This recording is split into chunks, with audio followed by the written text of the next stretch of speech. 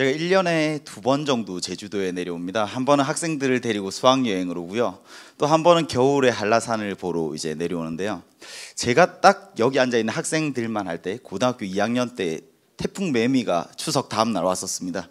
그때 많은 친구들이 그 가정이 많이 다치는 분들도 많고 피해도 많이 입고 하는 거 보면서 이번 태풍 굉장히 걱정을 많이 했었는데요. 그래도 큰 탈 없이 이렇게 여러분 앞에 서게 되어서 정말 다행이라고 생각을 합니다. 오늘 들어오는 길에 보니까 저는 여고생들이 왜 이렇게 많이 왔나 생각을 했습니다. 어머님들 굉장히 고우셔서 제가 오늘 또 여고생들 앞에서 강의하는 기분으로 기분 좋게 시작해 보도록 하겠습니다. 이제 오늘 제가 함께 할 이야기들은요, 우선은 왜 내가 수학을 잘 못하는 걸까? 수학이 너무 어려운 이유들에 대해서 같이 한번 살펴볼 거고요. 그리고 꿈에서 현실로 내려와서 그냥 목표를 낮추라는 이야기가 아니라 지금 내 모습을 정확하게 당당하게 마주보자는 이야기죠. 그래도 아직 우리에게 희망은 있으니까 남은 시간들을 어떻게 보내야 조금 더 효율적으로 공부하고 대학 입시에서 성공할 수 있을까? 사실 수학 공부만 잘할 수 있는 방법 이런 건 없거든요. 그러니까 수학 공부를 잘할 수 있는 방법, 분명히 이걸 익히고 나면 다른 과목에도 통용이 될 겁니다. 그래서 전과목 학습법이라고 생각을 하셔도 되고요. 그렇지만 혼자 하기 힘든 부분들이 많습니다. 그래서 그런 부분들 EBSI에서 어떻게 도움받을 수 있을지까지 같이 한번 살펴보도록 하겠습니다. 우선 앞에 굉장히 몸이 좋죠. 저랑 비슷하지만 저는 아닙니다. 앞에 있는 이런 것들을 보면요, 남학생들은 그냥 마냥 부럽다라고 생각을 할 거고, 여학생들은 되게 멋있다라고 생각하겠지만, 사실 이 몸의 근육을 키우는 것과 수학을 잘하는 것, 뇌 안의 근육을 키우는 것, 사실 비슷한 것들이 굉장히 많습니다. 몸을 저렇게 만드는 것이 내가 어떻게 하는지 방법을 모르는 건 아니거든요. 근데 알지만 실천하기가 어려울 뿐이죠. 그냥 식단 조절하면서 그냥 매일매일 꾸준하게 운동하면 됩니다. 근데 그게 단기간에 겉으로 잘 드러나진 않죠. 한 달 하면 조금은 내가 느낄 수 있고, 한 석 달을 넘어가면 남들도 느낄 수 있어집니다. 한 6개월 하고 나면 눈에 보이는 변화가 생기겠죠. 근데 뇌 안에 있는 근육도요, 마찬가지입니다. 이게 한 달, 2달 하면 이게 겉으로 잘 보이질 않을 뿐이에요. 분명히 안에서는 변화하고 있습니다. 근데 아무도 느끼질 못해요. 근데 스스로 믿는 수밖에 없습니다. 근데 겉으로 드러나지 않으니까 많은 친구들이 금방 포기해 버립니다. 헬스장에 가면요, 한 3일 정도 운동한 친구들이 거울에 제일 많아요. 막 들면서 자기 몸이 변했다고 막 옆에 친구한테 계속 만져보라고 해요. 근데 그런 친구들 한 달 지나고 나면 헬스장에 없습니다. 그러니까 꾸준히 하지 못한다는 거죠. 대부분의 사람들이 그렇습니다. 근데 이런 걸 보면 저렇게 되고 싶다는 마음은 있지만 어떻게 해야 할까? 그대로 따라 하는 것은 정말 어려운 일이죠. 그렇게 하다가 포기하게 되면요, 많은 사람들이 선택을 하는 길은 이런 겁니다. 그냥 겉보기에만 그럴싸하게 흉내내자, 이런 거죠. 그냥 저 사람처럼 되고 싶다는 생각은 있는데 어떻게 해야 할지, 내가 그렇게 하긴 너무 힘들지만 그냥 겉보기에 비슷해 보일 수는 있을 것 같아. 이게 학부모님들도 굉장히 많은 실수를 하시는 것 중에 한 가지가, 내 친구의 아들이 성적이 올랐대요. 내 친구의 아들이 성적이 오른 이유가 무엇일지는 잘 생각하지 않고 그 어느 학원 다녔는데 이런 걸 물어봐요. 무슨 문제집 풀었는데 이런 걸 물어봐요. 그래서 어떤 문제집을 풀었는지 물어보고 그 문제집을 따라 사고, 어떤 학원을 다녔는지 물어보고 그 학원을 따라가더라는 거죠. 사실 중요한 건 그게 아닌데, 헬스장에 가서 정말 몸 좋은 사람이 30kg짜리 아령을 들어요. 근데 내가 30kg짜리 아령을 들면 저렇게 될 수 있을까? 그냥 몸만 상할 겁니다. 팔목이나 팔꿈치나 다 나가겠죠. 그 완전히 원인과 결과를 잘못 이해하고 있는 거예요. 그 사람은 30kg짜리 아령을 들어서 몸이 좋아진 건가? 그게 아니거든요. 그냥 꾸준히 운동하다 보니까 강한 근육을 가지게 되고, 그래서 30kg짜리 아령을 들 수 있게 된 거죠. 그러니까 학원이나 문제집도 마찬가지입니다. 그냥 공부를 하다 보니까 그런 문제를 풀어낼 수 있는 수준까지 올라가는 거고, 그래서 그 학원을 다니고 그런 문제집을 풀어낼 수 있는 거지, 내 자녀는 그렇지 않을 수 있거든요. 옆에 전교 1등인 친구와 나는 다를 수 있거든요. 우선은 다르다는 걸 인정하는 것부터 시작을 합니다. 그리고 내 노력이 겉으로 잘 드러나지 않아도 안에서 분명히 변화하고 있다는 걸 스스로 믿는 것부터가 시작입니다.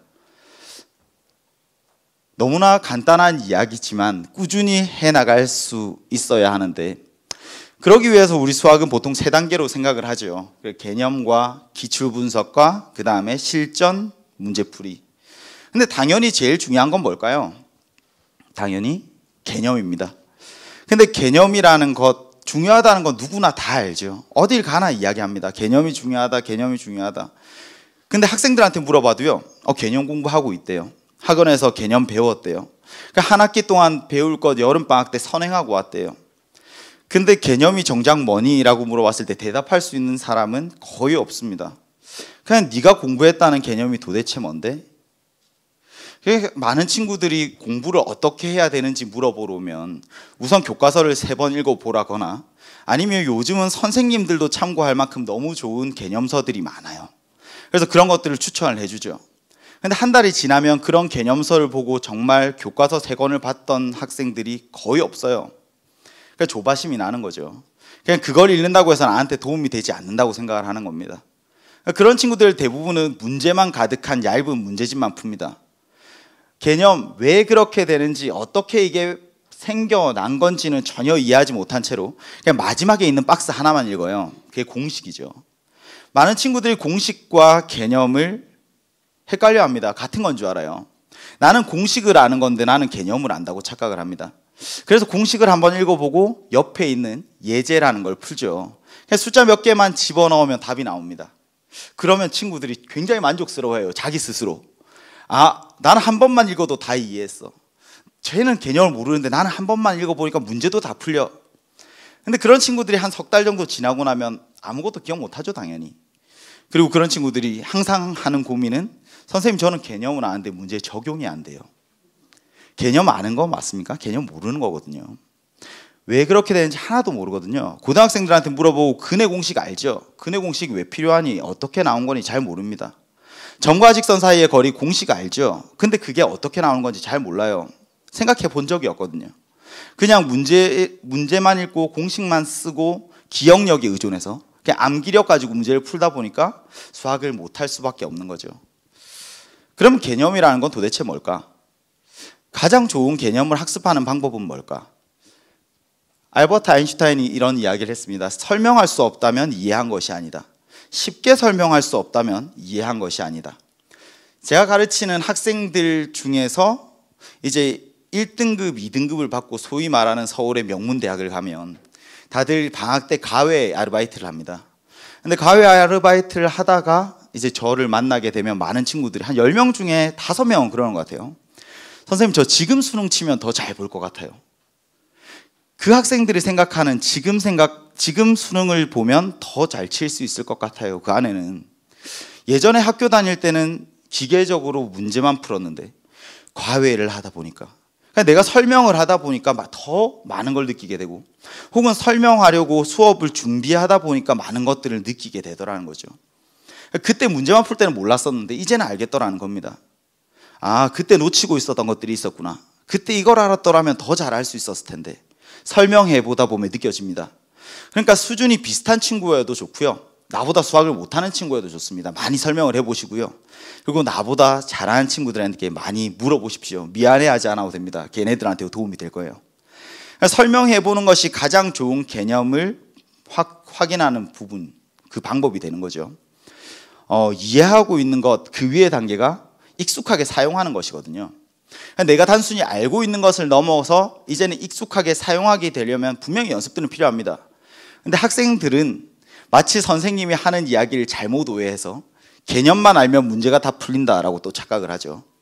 그래서 선생님들이 하는 이야기는요, 개념 없이 문제만 풀어내는 건 궁극적으로 수학 실력 발전에 아무런 도움이 되지 않는다. 개념을 알고 문제를 풀어야 그것이 바로 너희들 것이 된다는 거죠. 개념을 알아도요, 문제는 당연히 풀어야 됩니다. 근데 이제는 기계적으로 푸는 게 아니라 왜 이 개념이 필요한지를 생각하면서 풀자는 거죠. 집에 내가 사놓은 가위가 있어요.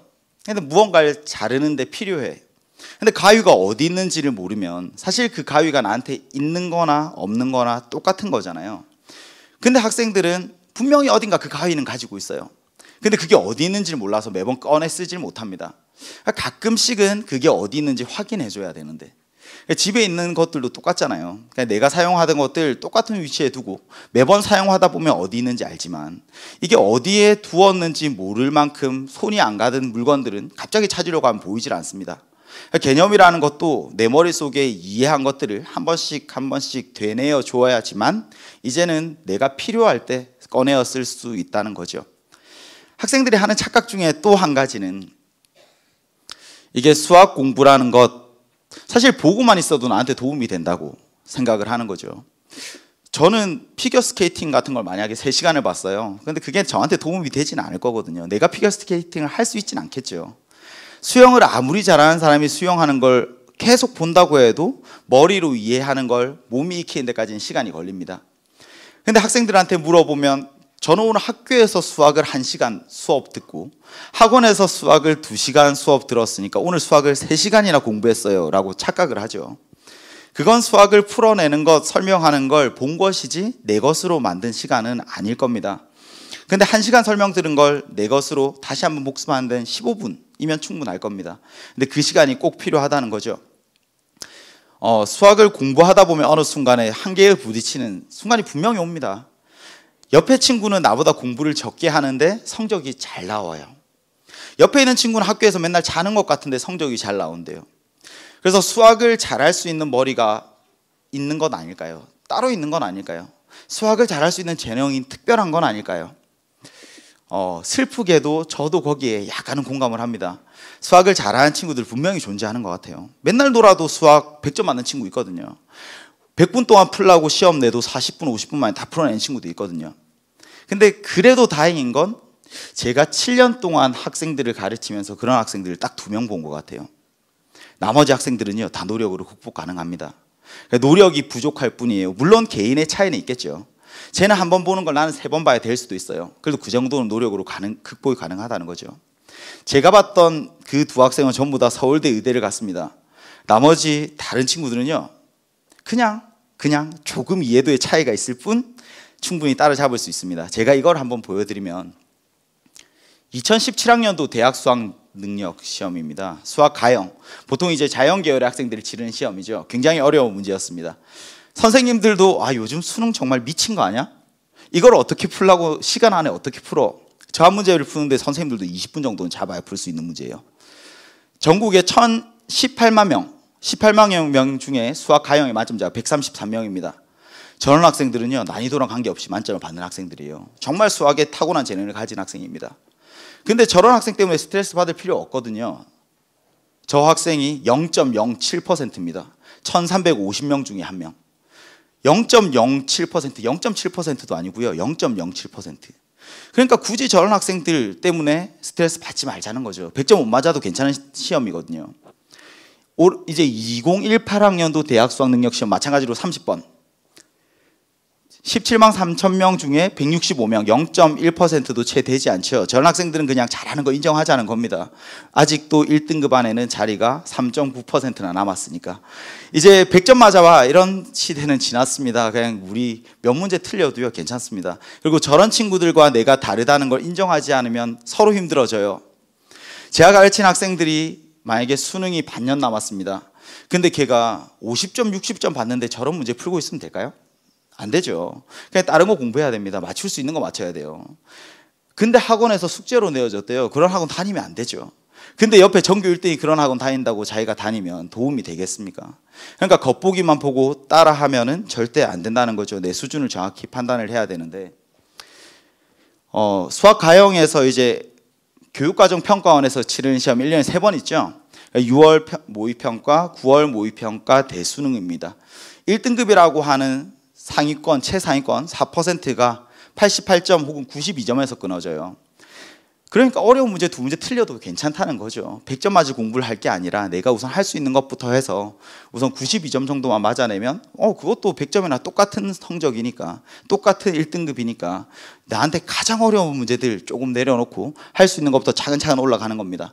2등급 컷, 3등급 컷 있고요. 사실 수학 가형을 하는 친구들은 전혀 그냥 성향 자체가 수학을 싫어하진 않아요. 그러니까 수학을 못하진 않았던 친구들이에요. 물론 가서 부담스럽게 느껴지겠죠. 그래도 수학을 하긴 합니다. 그러니까 수포자가 거의 없죠, 가형에는. 그래서 한 문제 틀릴 때마다 등급이 하나씩 정도 떨어집니다. 4점짜리 하나 더 맞추면 한 등급이 올라가고요. 4점짜리 또 한 문제 맞추면 또 한 등급이 올라갑니다. 근데 나형은 그렇지가 않습니다. 나형에는 60% 이상이 수학을 포기한 학생들이라는 언론의 기사들이 굉장히 많죠. 그냥 1등급은 그래도 수학을 조금 하는 친구들이지만 아래로 내려올수록 등급이 뚝뚝 떨어집니다. 점수가 5등급 하면 상위 60%거든요. 근데 그 아래 40%인 학생들은요 굉장히 탄탄합니다. 걔네들은 별로 변동이 없어요. 여기 보시면 난이도랑 거의 관계가 없죠. 그냥 어렵든 쉽든 항상 저 정도 커트라인입니다. 기회의 땅이에요. 그러니까 나형에서 갔는데 내 아이가 5등급이다 하면 사실 공부 정말 안 하는 겁니다. 5등급 밑은요 다 똑같아요. 가끔 7등급이 5등급에게 질문하는 모습을 봅니다. 똑같습니다. 아이들이 주말에 공부하러 나가는 거 아니고요. 그냥 집에 있으면 불편하니까 그냥 시원한 독서실에서 핸드폰 하러 가는 거예요. 그러니까 5등급 이하인 학생들 좀 반성을 하셔서 조금만 공부를 하면 3등급까지는 누구나 나올 수 있습니다. 2점짜리가 3문제 6점이고요. 그러니까 3점짜리가 14문제 42점입니다. 그러니까 시험이 2점짜리, 3점짜리, 4점짜리 문항이 있는데 4점짜리 손 안 대고 2점, 3점만 맞춰도 48점이에요. 근데 나머지 문제를 다 찍어낸다고 해도 4점짜리 중에 한 두세 개는 맞겠죠. 그럼 60점 정도 나온다는 이야기입니다. 근데 5등급을 받으면 찍어도 못 찍는 애들이에요. 그러니까 공부 조금 하셔서 2점, 3점짜리는 다 맞추고 그리고 4점짜리 중에서 내가 몇 개는 맞추어낼 수 있는 60점 정도까지는 와야 그래야 효율적인 공부법이라는 게 의미가 있어지는 겁니다. 그 전까지는 절대적인 공부량이 우선은 40점, 50점까지를 좌우한다는 거죠. 수학 가형의 학생들 분포입니다. 수포자가 거의 없어요. 아래쪽에 많지 않죠. 100점도 거의 없습니다. 근데 위에 뾰족하게 튀어나온 것들이 4점짜리 한 문제씩 틀릴 때마다 4점 간격으로 거의 나타나는 거예요. 그래서 한 문제 틀리고 두 문제 틀린 곳에 굉장히 뾰족하죠. 저희까지가 1등급이고요. 또 그 다음 뾰족하고 그 다음 뾰족할 때마다 4점짜리를 한 문제씩 틀린 겁니다. 사실 수학 가형에는 개념이 어느 정도 공부된 학생들이 많아요. 그러니까 문제를 많이 풀어내고 실전적인 연습이 효율적일 수 있죠. 가형에서 나는 3등급 이상 맞습니다 하면 잘하는 편인 거예요. 잘하는 편인 겁니다. 근데 나형은 달라요. 나형은 아래쪽에 굉장히 탄탄한 거 보이시죠? 나형 아래쪽에 굉장히 많습니다. 오히려 중간이 없어요. 그러니까 조금만 하면 3등급까지 올라가는 것 분명히 누구나 해낼 수 있습니다. 그게 수학적인 머리가 부족해서 그런 거 아니거든요. 그러니까 분명히 내 노력이 부족한 거니까 노력만 조금 하면 올라갈 거야. 근데 그걸 어떻게 해야 할까? 매번 나는 교과서의 가장 앞쪽만 한 단원 공부하고 덮어버리고 또 가장 앞쪽만 공부하다 한 단원 덮어버리고 시험 때마다 그렇게 반복하는 것 수학 공부 아니거든요. 이제는 그건 버리자는 거죠. 노력을 좀 하셔야 됩니다. 그냥 평범하게 노력하셔서는 안 되고요. 우선 휴대폰과 좀 멀어져야 되지 않을까 싶어요. 맨날 밖에서는 공부하고 왔다면서 집에서 휴대폰 하는 걸 당당하게 하는 친구들도 있죠. 밖에서도 똑같았을 겁니다. 유튜브 보고 뭐 연예인들 보고 뭐 웹툰도 보고 게임 방송 보고 이런 것들, 그런 것들을 우선 내가 잠을 줄여가면서 깨어있는 시간을 더 늘리라는 그런 건 좀 너무 부담스럽고요. 대신 깨어있는 시간만큼은 좀 헛되게 소비하는 시간이 있지 않을까. 그래서 그런 시간들을 먼저 좀 줄여나가야지만 절대적인 공부량을 늘려나갈 수 있다는 거죠. 그럼 시간이 우선 확보되고 내가 앉아있는 게 몸에 배이면 이제 좀 효율적으로 공부해야 되는데 사실 굉장히 혼란스러운 시기입니다. 지금 뭐 교육과정이 이제 학년별로 전부 다 다르죠. 지금 고2인 학생과 지금 고1인 학생과 지금 중3인 학생들이 전부 다 다른 과목들을 공부해야 됩니다. 뭐 초등학생인 친구는 당연히 그렇겠죠. 그러니까 지금 어느 과목을 미리 선행을 하는지는 전혀 중요한 시기는 아닙니다. 선행이 중요한 게 아니라 어떤 과목을 공부하는 게 중요한 게 아니라 사실 과목이 바뀌더라도 껍데기는 다르지만 본질은 똑같습니다. 우선 선생님들이 중요하게 생각하는 개념들이 변하지 않고요. 그리고 그런 개념들이 문제에 출제되는 것들도 똑같습니다. 수학 같은 경우에는 매년 달라지지만 저런 것들은 사실 지금 당장 내가 어느 과목을 공부해야 되는지를 의미하는 지표는 될 수가 없습니다. 넘어가서 그럼 이제 뭘 해야 될까? 내 성적을 객관적으로 판단을 해야죠. 이제 옆에 학생과 내가 다르다면 나는 어떤가? 과목별로 어떻게 성적이 다른지 아셔야 되고, 그리고 내가 잘 친 시험과 못 친 시험에 어떤 차이가 있었는지를 아셔야 됩니다. 그래야 내 약점을 알 수 있어요. 학생들은 내가 잘했을 때만 기억을 하죠. 그리고 기분 좋게 채점할 때도요, 맞춘 건 엄청 크게 체크합니다.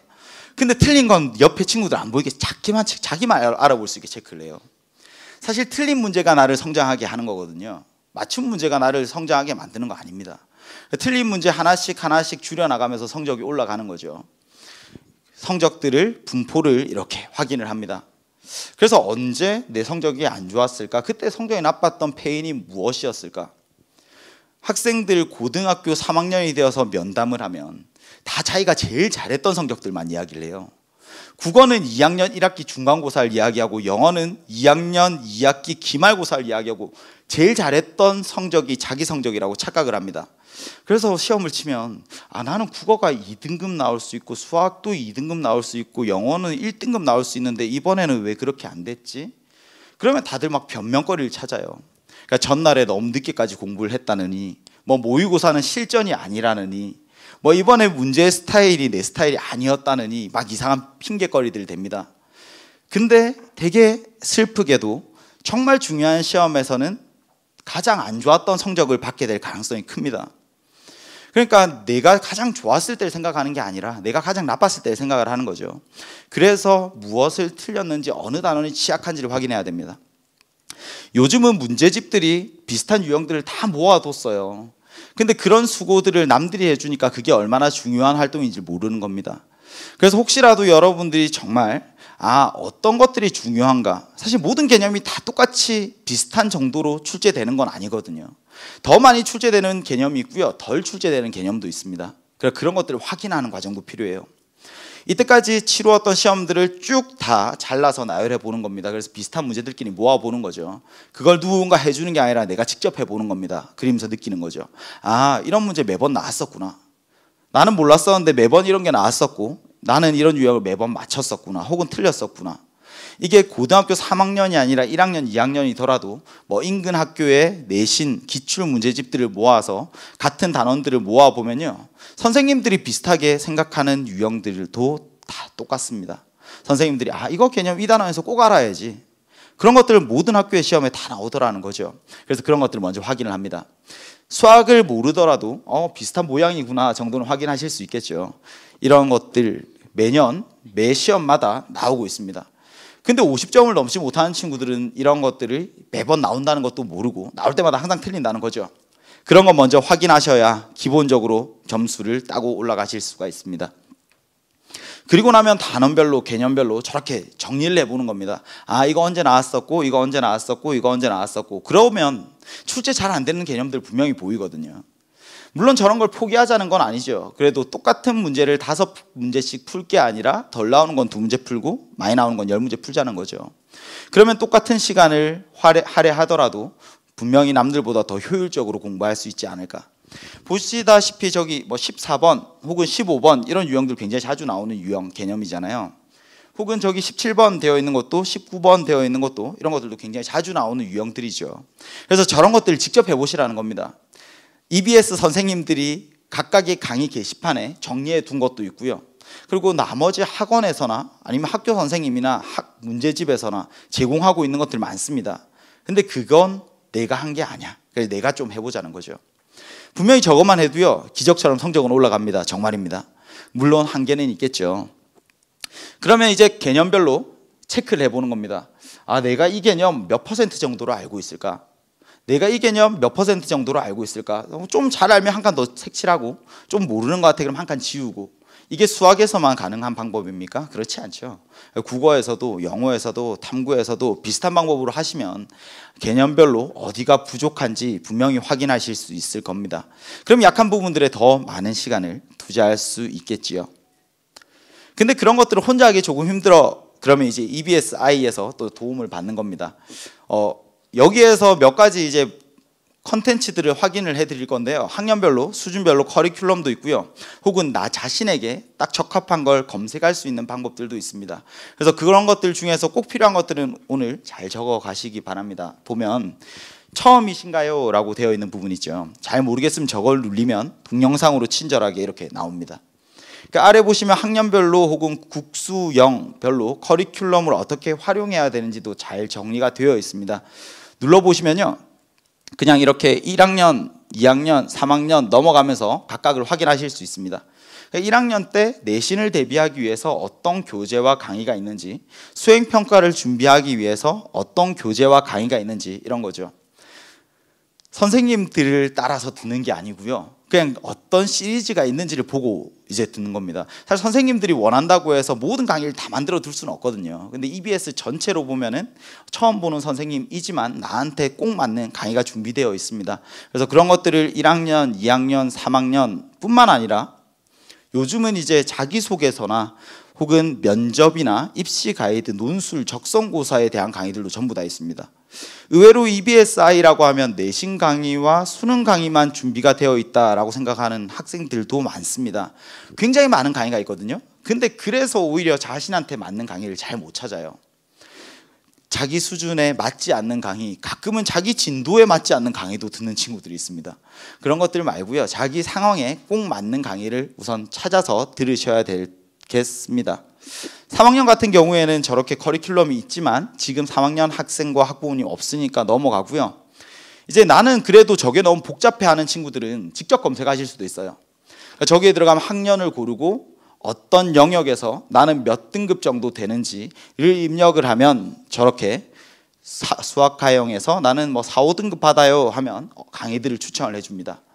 근데 문제풀이만 보지 마시고 개념 강의부터 먼저 듣고 문제풀이를 들으면 끝까지 완강하는 친구들이 정말 적거든요. 근데 완강만 하면 분명히 많은 변화가 생길 겁니다. 그러니까 인강이라고 해서 너무 편하게 생각하지만 마시고 학원처럼 똑같이 월, 수, 금 몇 시부터 몇 시까지는 강의 듣는 시간이라고 정해 두셔서 꼭 시작한 김에 완강까지 하시기 바랍니다. 그러면 큰 변화가 생길 겁니다. 근데 이게 나는 시간 날 때마다 봐야지 라거나 주말에 몰아서 봐야지 라고 하면 그게 잘 안 돼요. 그러니까 매일 듣다가 갑자기 일주일을 건너뛰고 2주를 건너뛰면 다시 손이 가지 않습니다. 그러니까 딱 정해놓고 그 시간만은 다른 것 하지 마시고 인강에만 집중을 해서 활용을 하시기 바랍니다. 개념 먼저 강의를 듣고 그리고 그걸 확인하면서 연계된 교재들 풀어내고 그리고 기출문제랑 실전 문제까지 이렇게 한 4단계 정도로 되어 있지만 우선은 아래에 있는 2단계 중요하니까 2단계 정도만이라도 잘 끝내면 분명히 지금보다 엄청 많이 변할 거거든요. 사실 수학 공부를 하는 게 재미있진 않습니다. 저도 그렇고요, 다른 수학 선생님들도 그래요. 근데 수학 성적이 변하는 건요 굉장히 즐거운 일입니다. 성적이 우선 변해줘야 내가 수학 공부한 보람을 느낄 수 있기 때문에 운동했을 때 몸이 변해야 행복해하는 것처럼 사실 수학 공부를 하고 성적이 변해야 되니까요, 시작만 하지 마시고 꼭 끝까지 한번 해보시기 바랍니다. 이거 3학년들 같은 경우에는 저렇게 되어 있는데 이 가운데 있는 거 보시면요, 공부법 특강이라는 강의도 있습니다. 저는 수학학습법에 대한 강의를 했잖아요. 근데 저기 들어가면 국어, 영어, 탐구 선생님들이 각각 영역에 대한 것들로 전부 다 정리를 해두신 게 있어요. 그럼 모든 EBS 선생님들에게 이런 공부법 특강을 듣는 것과 똑같습니다. 그러니까 굳이 이런 데까지 오시지 않으셔도 이제 EBSI에 들어가시면 공부법에 관한 것들은 저렇게 활용을 하시면 됩니다. 기출의 미래 그리고 수능 완성, 실전 모의고사 이런 것들은 3학년들에 해당되는 강의이고요. 이제 대신에 1, 2학년의 내신 대비는 이제 올림포스 강의도 있고 학교 시험 3주 완성 같은 학교 시험에 대비한 강의들도 있습니다. 그리고 수행평가 요즘에 너무 중요하잖아요. 그래서 수행평가에 자주 나오는 것들도 따로 이제 이렇게 정리가 되어 있어요.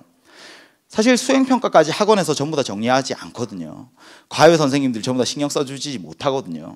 학원에서 하는 시험 직전 대비라고 해봤자 서로 다른 학교의 학생들 모아놓고 프린트 하나 주고 똑같이 풀어오게끔 하거나 아니면 각각의 학교들의 교과서 각자 풀어보고 모르는 거 질문해, 이런 식이거든요. 근데 여기 들어오면요, 우리 학교에 맞는 교과서 특강도 있습니다. 그래서 모든 교과서에 대한 것들을 각각 전부 다 준비해뒀기 때문에 우리 학교에 맞는 교과서 강의를 또 들으실 수도 있습니다. 내신 대비는 저런 걸로 하는 거죠. 분명히 내신이라는 건 시험 범위가 작습니다. 그리고 선생님들이 중요하게 생각하는 개념들 다 똑같습니다. 그러니까 저기에서 강조하는 것들 거기에다가 학교 수업 시간에 선생님이 강조한 것까지 합쳐지면 분명히 그런 것들이 시험에 나오겠죠. 이런 강의들 도움이 될 겁니다. 근데 학교 시험을 출제하는 건 학교 선생님이기 때문에 학교 수업이 사실 첫 번째가 돼야 되죠. 그 다음에 도움을 받는 겁니다. 나는 수업도 안 듣고 이것만 들을래 그러면 당연히 뭐 효과가 떨어지겠죠. 그래서 이런 것들 다 들어보시면 이제 수시 논술에 대한 것도 이렇게 쭉쭉쭉 나와 있습니다. 3학년들이 아니라서 이제 논술 첨삭 서비스 이런 것들도 나중에 3학년이 되면 한번 활용을 해보시고요. 근데 이제 제가 생각했을 때 진단 코칭이라는 거, 내 수준을 잘 모르는 친구들에게 굉장히 의미가 있는 활동입니다. 나는 어느 정도인지 잘 모르겠어. 혹은 우리 학교에서 3등급이지만 제주도니까 그래도 조금 더 잘하는 지역에 조금 더 잘하는 학교에 가면 이 등급은 아닐지 몰라. 전국에서 내 수준이 어느 정도인지를 판단하고 싶으면 저기 진단 코칭에 들어가서 이런 여러 가지 테스트를 거치면 성적뿐만 아니라 내 성향까지 이제 진로에 관련된 것들도 도움을 받으실 수 있습니다. 제가 이제 내신과 수능에 대한 강의 말고 사실 EBS에서 제일 좋은 꿀팁이 이 두 가지 정도 있다면 하나가 이거지 않을까 싶어요. EBS의 대입 상담실이라는 게 있습니다. 사실 학교의 선생님이 모든 학생들을 전부 다 똑같이 시간을 투자하기는 어렵죠. 그리고 어머님들도 학교에 가서 뭔가 물어보고 싶더라도 내 아이가 공부를 잘하지 못하거나 아니면 한 번도 가지 않다가 갑자기 찾아가는 게 좀 부담스러우실 수도 있습니다. 근데 대입 상담실에 들어가면요, 이제 내 성적에 관한 것들을 자세히 쭉 올리면 선생님들이 18시간 이내에 답변을 달아줍니다. 문자로 알림도 와요. 근데 저런 것들이 그냥 좀 더 추상적인 이야기여도 괜찮습니다. 그냥 서울에 있는 간호학과들 작년 한 등급컷을, 합격 등급컷을 다 알려주세요. 그럼 다 알려줘요. 그러니까 전국에 있는 간호학과 어느 대학에 있는지 알고 싶습니다. 대학 목록 다 알려주세요. 그럼 다 알려줘요. 저도 학생들을 상담할 때요, 항상 저기에서 한번 거치고 온 걸 권장합니다. 저기에서 한번 스스로 저기에 답변을 달아보고, 그러니까 들어보고 그걸 가지고 오면 제가 그 범위 내에서 상담을 하기가 훨씬 더 효과적일 수 있어지는 거죠. 그리고 이제 풀 서비스에 들어가면요, 이게 제가 이제 두 번째로 추천하는 건데, 이게 시험 때마다 오답률이 높은 문제들부터 10문제씩 뽑아서 그 문제들만 풀어볼 수 있습니다. 그러니까 30문제 중에서 나는 20문제는 풀 수 있어 하는 친구들은 저기에서 오답률이 높은 문제들만 찾아서 공부를 한다면 저것도 시간을 많이 줄일 수 있지 않을까. 그러니까 선생님들도 굉장히 많이 활용하는 시스템입니다. 여기에서 문항 번호를 누르면요, 바로 여기에 문제가 뜨고 그리고 그 해설까지 밑에 뜨니까 저렇게 하면 어려운 문제들 찾아 헤맬 필요 없이 훨씬 더 효율적으로 공부할 수 있을 것 같습니다. EBS에 교재가 굉장히 많잖아요. 근데 그 중에서 어려운 문제들만 골라서 풀고 싶다거나 혹은 기출 문제 중에서 어려운 것들만 골라 풀고 싶으면요, 또 여기 검색도 있습니다. 그래서 오답률이 70% 이상인 문제를 50문제 찾고 싶어요 이러면 굳이 뭐 여러 문제집 풀 필요 없이 문제들을 찾아서 풀어낼 수가 있는 거죠. 혹은 어떤 문제집을 내가 한번 풀었어, 근데 다시 풀기에는 뭐 해설이 다 적혀 있으니까, 근데 그런 것들 새로 한번 풀어보고 싶어 하면 저렇게 해서 검색을 해서 풀어볼 수도 있습니다. 이건 이제 그 이외에 나랑 비슷한 고민을 하고 있는 친구들과 같이 이야기를 나눌 수 있는 커뮤니티도 있고요. 그리고 꿈장학생이라는 것도 있는데 저걸 보는 순간 내가 얼마나 나태하게 살아온 건가에 대한 반성을 하게 되죠. 정말 힘든 상황에서 열심히 공부한 선배들을 1년에 한 번씩 선발을 합니다. 그래서 그 학생들 이야기를 들으면요, 와, 정말 감동적이에요. 나 진짜 이렇게 살면 안 되겠구나. 분명히 자극이 될 테니까 그냥 유튜브 보고 웹툰 볼 시간에 차라리 저런 걸 한 편 보시는 게 훨씬 더 건설적일 거다라고 말씀을 드립니다. 이런 입시 설명회는요, 오늘 한 것뿐만 아니라 이제 다른 입시 설명회들도 전부 다 2주 후에 홈페이지에 올라옵니다. 그래서 그걸 통해서 다시 보기를 하실 수도 있습니다. 이제 마지막인데요, 사실 수험생활이라는 게 학부모님들도 그렇지만 학생들도 굉장히 길고 외로운 싸움입니다. 사실 친구들, 정말 좋을 때 내 곁에 있었던 친구들이 힘들 때는 크게 도움이 되지 않는 경우들도 많아요. 나 혼자 오롯이 버텨내야 되는 경우들이 있습니다. 근데 그럴 때마다 정말 중요하다고 생각하는 게 자기 스스로 나를 엄청 아껴주고 사랑하는 거죠. 근데 그런 기억들은 도대체 어디에서 오는 걸까라고 하면 제 생각에는 그래도 정말 치열하게 지내왔던 그 기억들이 나를 버티게 하는 게 아닌가 싶습니다. 정말 공부 잘 되던 날에 기분 좋게 10시, 11시까지 공부하다가 딱 집에 들어오는 길에 막 밤하늘에 별도 반짝거리고 내가 좋아하는 노래를 들으면서 집에 오는 그 길이, 근데 그런 추억들이 하루하루씩 쌓이다 보면 자기 스스로에게 좀 자신감도 갖게 되고 자기 스스로를 또 사랑할 수 있어지는 거죠. 근데 정말 힘든 순간에 힘이 되어줄 수 있는 건요, 그래도 부모님이에요. 친구들이 아니라 정말 힘든 순간에는 부모님의 얼굴을 떠올리게 됩니다. 근데 부모님들도 참 웃긴 게 곁에서는 잘 표현을 잘 안 하세요. 그러니까 어디 가면 내 아들, 딸 정말 자랑 많이 하시고 아들, 딸 무시당하는 거 싫어하면서 자식들 앞에서는 그게 그렇게 민망하신가 봐요. 좀 칭찬을 많이 해주셨으면 좋겠습니다. 그러니까 우리 아이가 만약에 60점 맞던 아이가 85점을 맞아왔어요. 그럼 잘한 거잖아요.